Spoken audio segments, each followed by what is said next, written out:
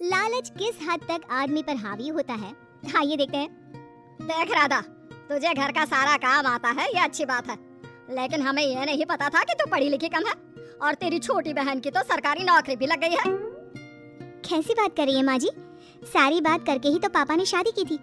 अब जब छोटी की सरकारी नौकरी लग गई है तो आप लोग ऐसी बात कर रहे हैं। ज्यादा बकबक मत करियो। हम लोगों को पता होता कि तेरी छोटी बहन की सरकारी नौकरी लगने वाली है तो तुझसे तो कभी शादी ना करवाते अपने होनहार बेटे की। अरे तो मुझ में क्या कमी है? वैसे भी आप लोगों ने तो उस वक्त कहा था कि आप लोगों को घरेलू लड़की चाहिए, तभी पति महेश आ जाता है।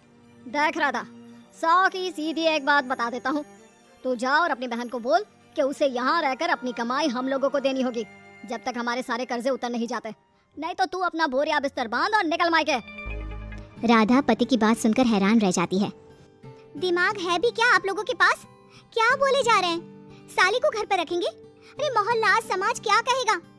और माना पिताजी को उसके पैसों की जरूरत नहीं है, लेकिन वो अपनी कमाई आप लोगों को क्यों देगी? अरे क्योंकि हम लोगों के ऊपर कर्जे हैं, समझी? या तो तू कमा कर ला या अपनी बहन को बोल कि अपनी बहन का घर बचाना चाहती है तो यहाँ आकर रहे। सभी मिलकर राधा को घर से निकाल देते हैं। राधा भी कहाँ जाती, मायके जाकर रोने लगती है। छोटी बहन मीना कहती है, अरे क्या हो गया दीदी, कितना पैसा मांग रहे हैं? अरे अभी दे देते हैं ना, रो मत, अब तो मेरी भी नौकरी है। लेकिन राधा तो रोए ही जा रही थी। नहीं नहीं, इस बार लगता है उन लालची लोगों ने कुछ और ही डिमांड रखी है, वरना राधा इतना ना रोती। क्यों बेटी, क्या हुआ है? माँ पिताजी, इस बार जो उन लोगों ने मांगा है ना, वो सुनकर तो आप लोगों के पैरों के नीचे से जमीन खिसक जाएगी। ऐसा क्या मांगा है दीदी? तुझे तुझे मांगा है। What? What nonsense? दीदी क्या बोल रही हो, समझ रही हो? हाँ, मेरी सास ये बोलकर भेजी है कि या तो मीना अपनी सारी कमाई उन लोगों को तब तक दे जब तक उन लोगों के घर से खत्म नहीं हो जाते, या फिर मैं मायके में जाकर रहूं यहाँ। क्या मजाक बना रखा है, ऐसा होता है क्या कहीं? अरे शादी की है, कोई आलू टमाटर थोड़ी है कि अदला बदली कर लो। छोटी बहन शांत होती है। माँ पिता बड़ी को समझा रहे होते हैं और वो रोए ही जा रही थी। तभी छोटी बोलती है, पापा मैं दीदी के साथ जाऊंगी। क्या पागल है क्या? अरे दुनिया क्या बोलेगी? माँ वो लोग सिर्फ मेरे पैसे चाहते हैं ना। अरे वो तो वो लोग यहाँ से भी ले सकते थे छोटी, फिर वहाँ क्यों बुला रहे हैं तुझे? माँ वो कह रहे थे कि हमें पता होता कि छोटी की सरकारी नौकरी लग जाएगी तो उसी से करवा देते उनके होनहार बेटे की शादी। हाँ, और मैं जैसे उस लपड़गंजू से शादी कर लेती। लपड़गंजू? अगर वो लपड़गंजू है तो मेरी शादी क्यों करवा दी? मैं नहीं जाने वाली वापस। अरे क्योंकि तू बेवकूफ है, तुझे जवाब देना नहीं आता। चल मेरे साथ। उन लोगों को लगता है ना साली पूरी घरवाली, तो अब देखिए साली का जलवा। और शादीशुदा बेटी को पिता भी कितना घर बिठाते। उसके ससुराल जाते हैं दोनों बेटियों के साथ। आइए आइए, ले आए अपनी कमाओ बेटी, ये अच्छा किया। समझदार आदमी की पहचान यही तो होती है।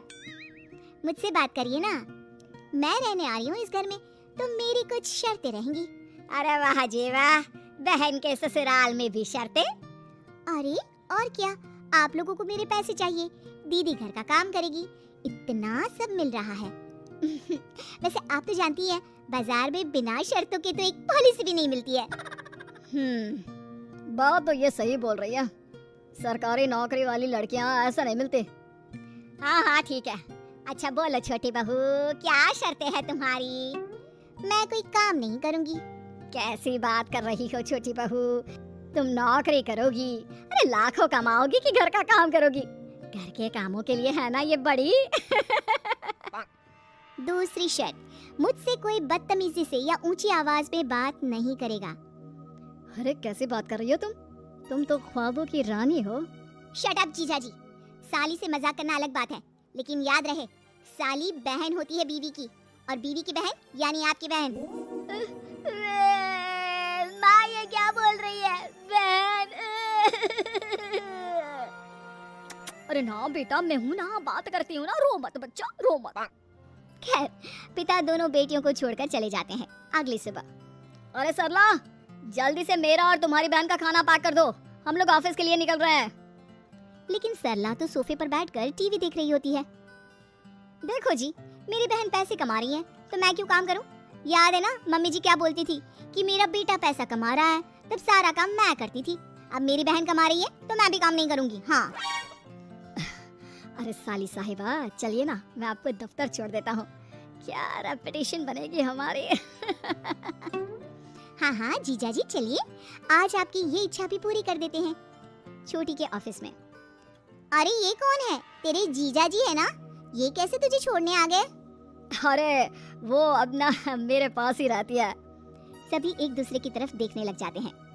हाँ वो क्या है ना, दीदी तो पता है घरेलू महिला है, जीजा जी के कर्जे ज्यादा हैं और पढ़े लिखे इतने हैं नहीं कि कुछ अच्छी कमाई कर पाए, तो मेरी कमाई रखते हैं।